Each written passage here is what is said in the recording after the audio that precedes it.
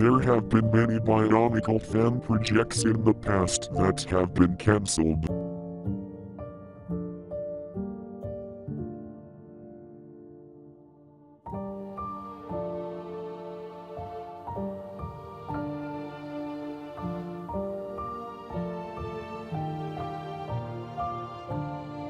But there is one that raised a lot of questions.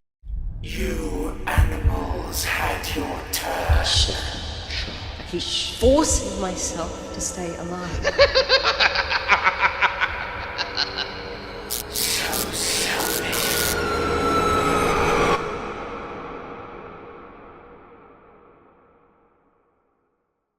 This is Bionicle Revolution.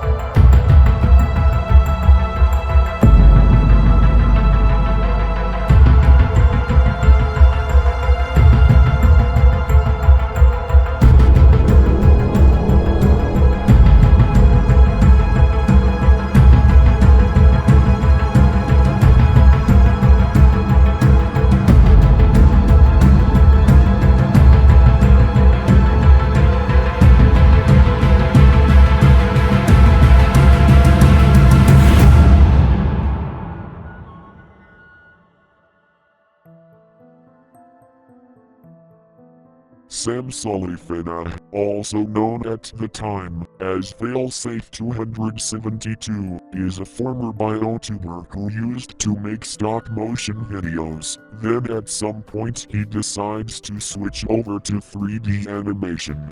Most of you may know him from his other work. As talented he may be, this marked one of the darkest chapters in the Bionicle community. Back in mid-2010s, word has been spreading around about an independent R-rated Bionicle fan film that's being made entirely with Blender. So, okay, I don't know if, like, I would think a lot of people wouldn't know what Bionicle Revolution is. I had no idea until... Yeah, I had no clue. Yeah, I had no idea until it got canceled. People in the, when we were streaming on, when we're streaming Halo, people in the chat would sometimes ask, what's your opinion on Bionicle Revolution? And I'm like, I don't have one. Sorry. Yeah. Not only that, but one of the biggest points of the movie is to give closure to the G1 storyline, as well as telling the origin story of Hero Factory, since LEGO would not let either Greg Farshtey or Christian Faber continue the story without their permission. It was going to be a sort of, I guess you could say, sequel to the original Bionicle CGI films from G1, and he was advertising that way, and I was a cast member and I played BioHero. When Sully started the project, he was concerned that LEGO would take it down for trying to capitalize on a toy line to which this movie is based on without their approval. For all I know, when I release this film, Lego will just take it the fuck down and,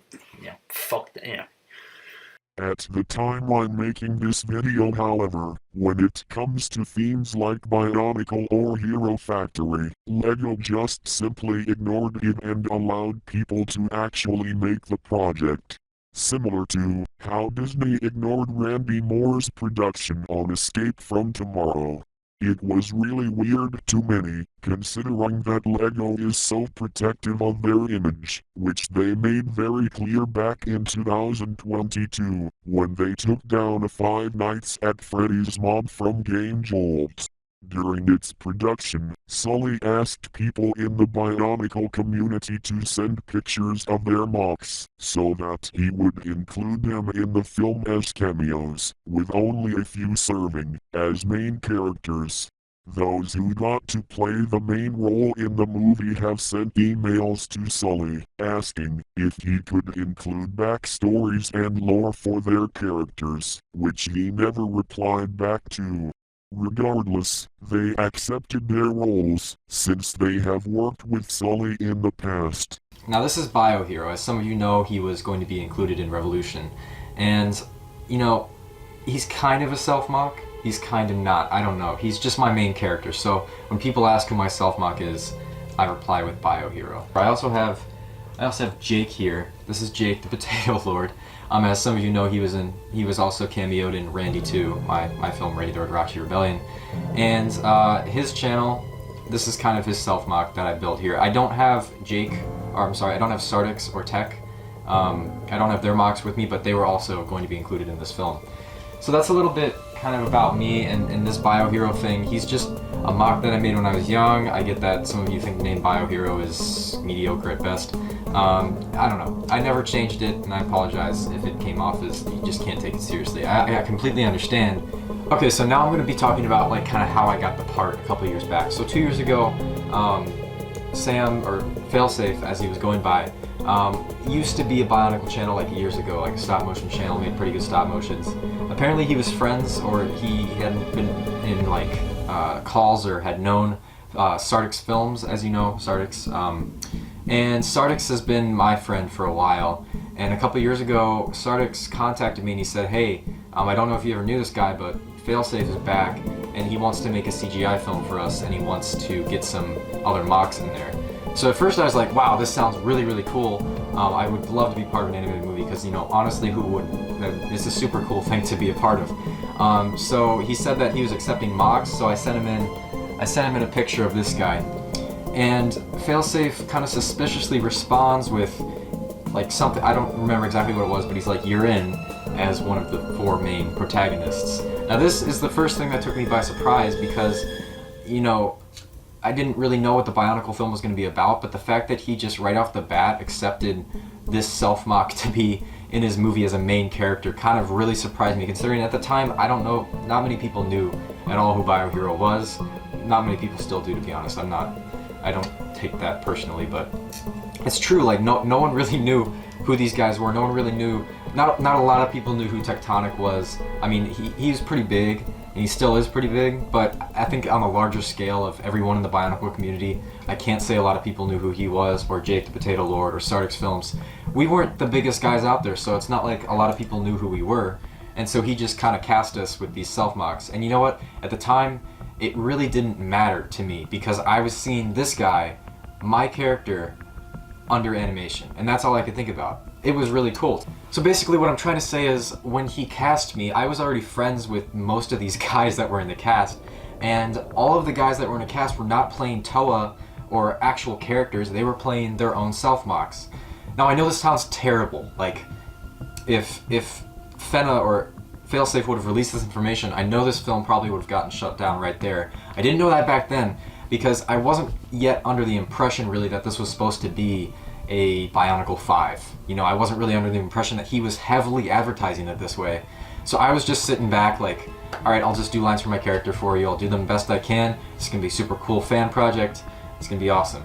So I just wasn't really thinking that much about it, because I didn't have a lot to do with the actual production. I was just kind of there, looking at my character, doing the lines as he sent them to me. I didn't even actually read all of the scenes.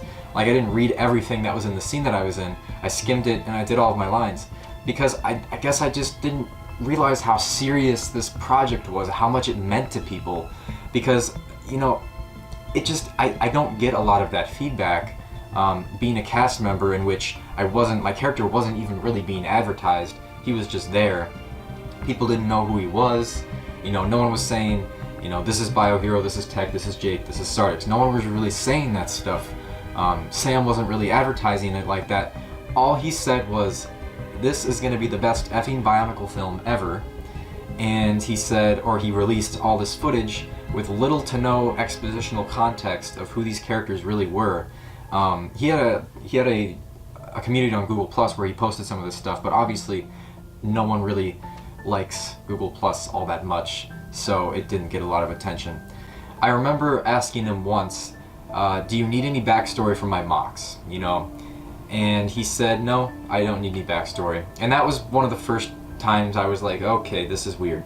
Because, you know, when you're including a self-mock in something, and I already know that that's a bad thing, Don't get me wrong, I've already learned that it wasn't good at all that right off the bat he started casting self-mocks into this.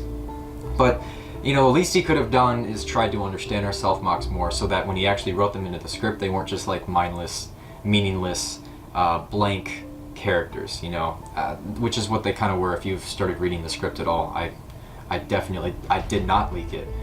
I might have leaked it, maybe.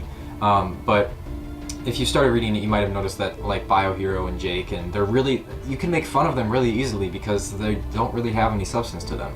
And so that was kind of the first problem with me, but thing is, I didn't have the guts to tell him all of this because he probably would have dropped an atheism bomb on me or told me that swearing is fun for him, or said, actually what he did actually reply, when I said, do you need backstory or extra lore to add or extra substance to add, he said, nope, don't worry about it, this is going to be the best effing Bionicle movie of all time, which kind of demonstrated or illustrated his egotistical position that his mind was in. I don't know if he's still like this, but going into a film as a director, you want to be considerate of the cast's views, and you want to make sure that the cast is happy to be there, and you want to make sure that each character, even if it's a small character, has a part that the cast member would enjoy playing. And about halfway through the production, I stopped enjoying getting emails from him about lines because I just didn't feel like he was doing justice to my character. I get that that sounds selfish because this movie is supposed to be for all Bionicle fans, not just these, 4 guys who had some self-mocks they loved. But at the time, again, I wasn't really thinking about that. And I was just like, I did the lines, but I just started to not feel it anymore. Audiences praised the visuals when the trailer was released. Clearly has some kind of talent in animation, but Yeah. I'll give him that. But were confused about what the movie was meant to be about. People asked questions like, is it a Bionicle versus Hero Factory fanfiction, and something like that, to which Sully responded. Well, it's actually not a versus film. It's more of a drama, I'd say. It's very dialogue driven. There's there is action in it, and there's some good action as well. But it's more of an emotional film. I tried my best to focus on the characters and what they're going through in the situation. It's not a war film by any means. I believe he said that this is the ending that Bionicle deserved. Oh no! But that sounded too good to be true. It is clear that Sully has a personality disorder. What personality? He is mental, but he is also intelligent, pathologically. So, for example, I was on a call one day with Jake Sardix Tech and Suddenly Oranges, as you know, the infamous director of Reviving Bionicle. We were actually on an interview with him, I believe. And Sam was also in the call just because he was kind of close to us at the time, because he was working on Revolution so much that we just kind of bombarded him with like, hey, send me a picture of my self-mock animated. So that's kind of why Sam was there, I think. So we were on an interview with Suddenly Oranges, talking to him about Reviving Bionicle and all that stuff. And I think at some point, I don't know if we kicked Sam out, but we kind of ended the call, and Sam left, and we kept talking. And Sam is just very forceful on his views. As most of you probably know, he is a proud atheist. Now, look, I don't have a problem with you sharing, what religion you are or lack thereof on the internet. I can't tell people that they shouldn't share certain information. There's just certain stuff that you shouldn't do with that information, like force it on other people. Because as you can see, I'm wearing a cross, so I have no trouble saying that I'm Christian. However, when you're in a call with someone who you're just trying to talk about Bionicle with, and they continue to drop their atheism bombs on you, it's not the most comfortable feeling in the world. Now, I have nothing against atheists. I have nothing against any other religions. I'm not going to force my religion on you, so I don't expect you to force yours on me. And Sam came off that way a lot. He was also just rambling a lot during the interview. He just kind of started talking about some really edgy, dark stuff.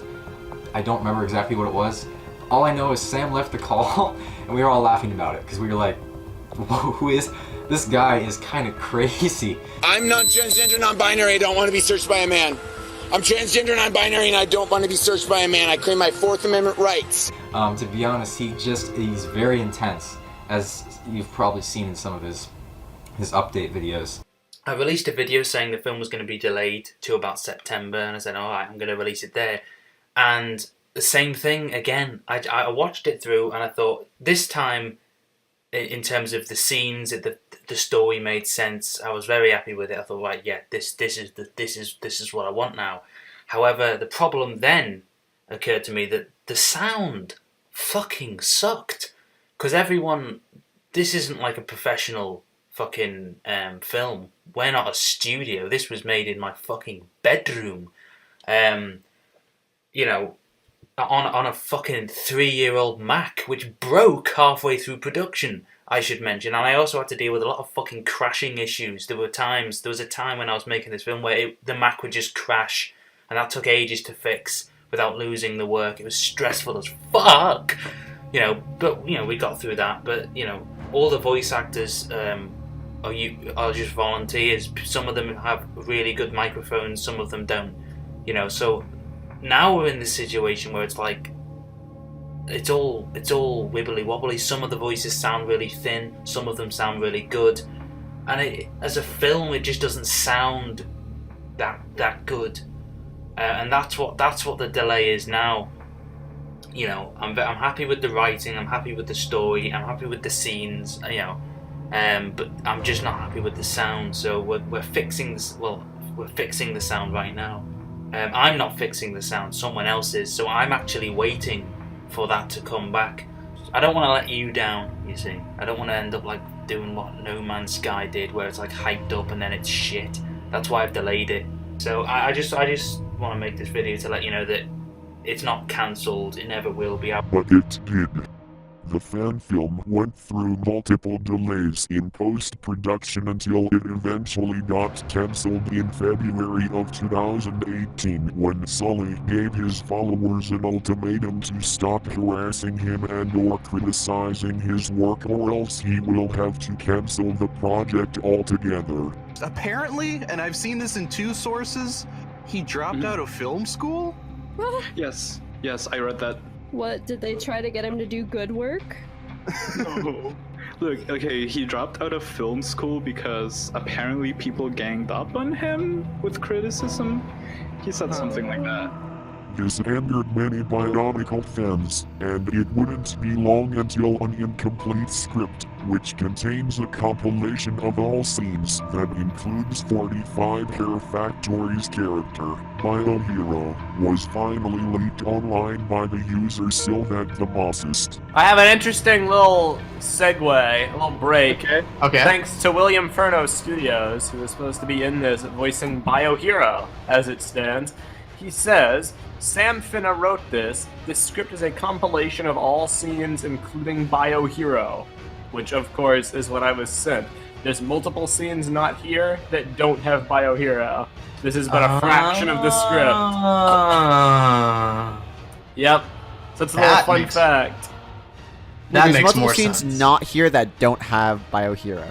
Okay, Yes. right. So because he was playing BioHero, Gotcha. right? That so makes sense. Okay, there are other scenes that happen that don't have him in it. So that's but- why we haven't seen like Vizak and Prydak yet. I guess, yeah. Probably, yeah. It's not good, and nobody ever talked about it ever since. So basically, someone leaked the script, and we at the Lime Joint, we read it, and Nathan joined us here for part 2. So, but Jesus Christ, it looks like shit. Well, it's not that it looks like shit, it's that it's written like shit. Like, there's like borderline anti-Semitism in that. Like, I We'll get to I mean, that. is We'll it get really to that. considered borderline when it's almost blatant? Yeah. If this is his attempt at being, you know, a student at a film school, one, this screenplay is not very good, not really well written at all. Not only does the script contain a lot of typos and swearings, but also references of anti-Semitism as well as stereotypical depictions of characters and religion. There's a part where I guess every single Bionicle is gathered together. They're like in some kind of arena, right? I believe. Yeah.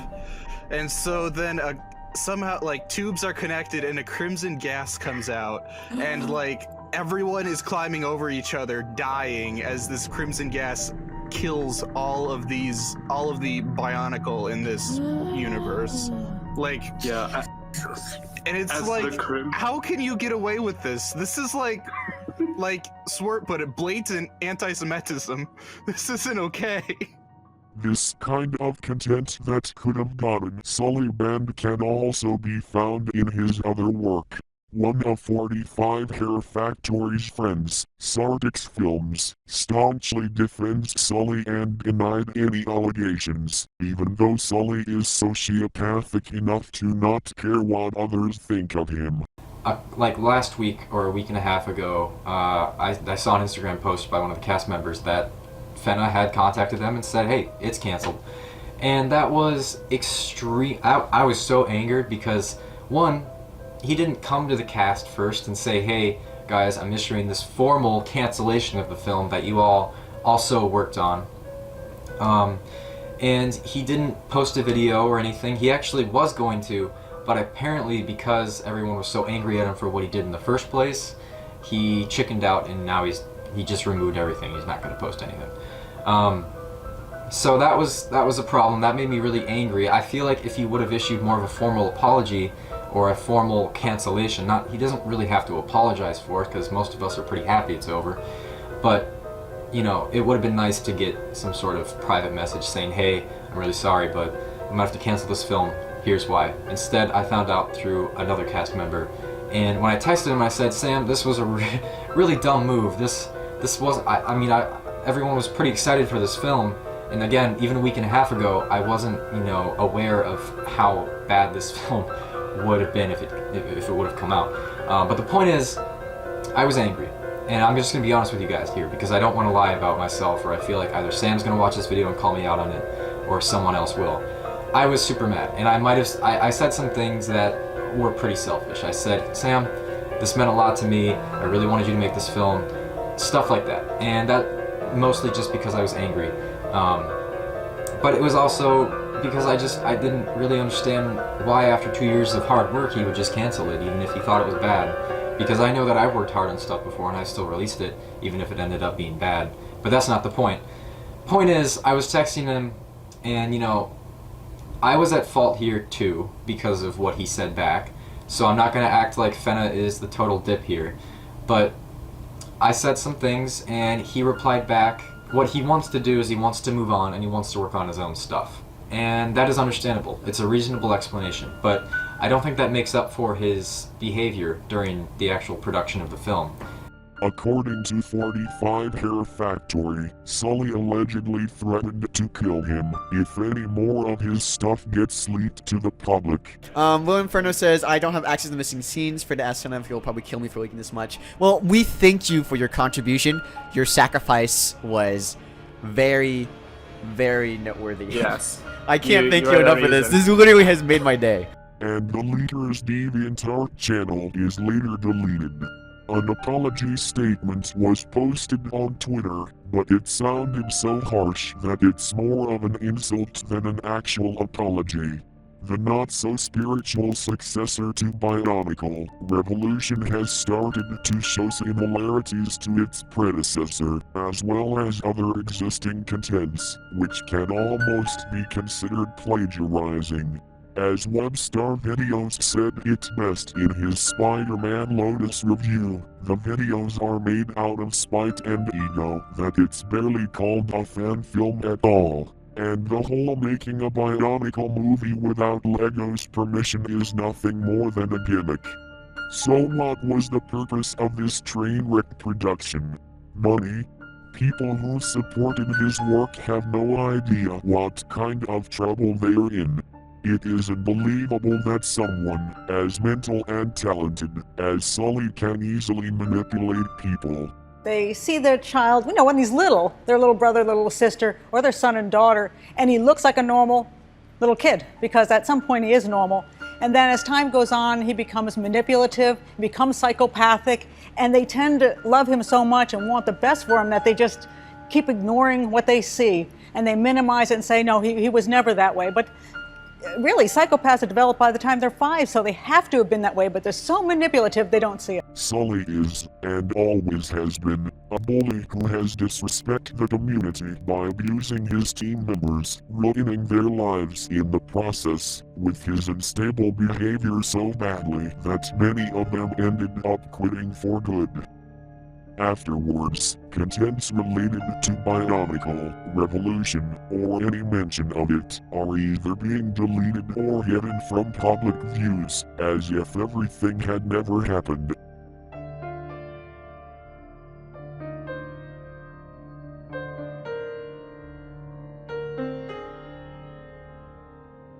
Unfortunately, that's all I have for this video. I could continue, but alone, I'm too unnerved. There may be stuff that I missed and or didn't include it in the video, like Joshi's rant on failsafe 272. However, you must know that my resources are very limited due to the cover-ups.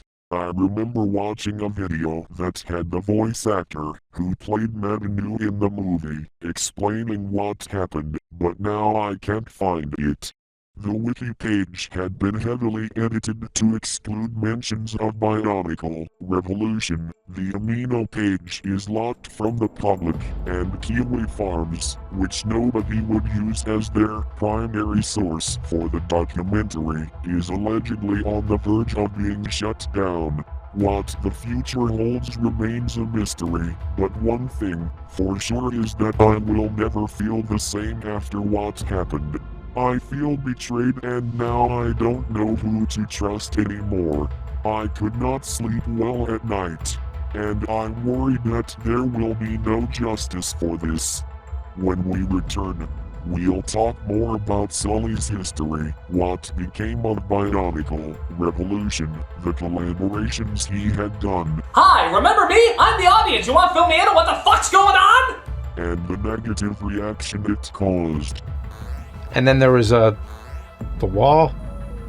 Just don't let the nostalgic critic near this thing, or I'll probably make another dumb 50-minute like Pink Floyd tribute video to it without even reviewing the damn thing. That's why you should be careful to say things online, because you never know if Channel Awesome or Doug Walker is listening to this and he'll think it'll be a great idea and turn this into another review in the veins of like The Wall. When the man who killed Bionicle continues.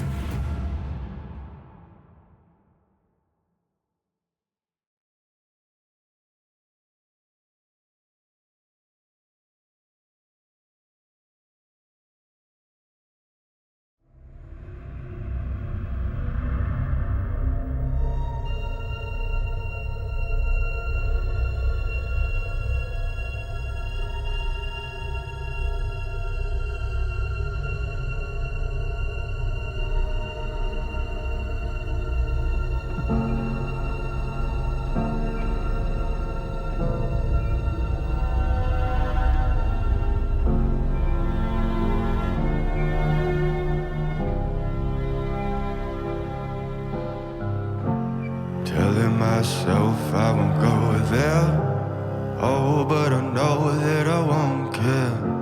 Trying to wash away all the blood I've spilled. This loss is a burden that we both share. Two sinners can atone from a lone prayer. Souls tied, intertwined by our pride and guilt. There's darkness in the distance from the way that I've been living, but I know I can't resist it.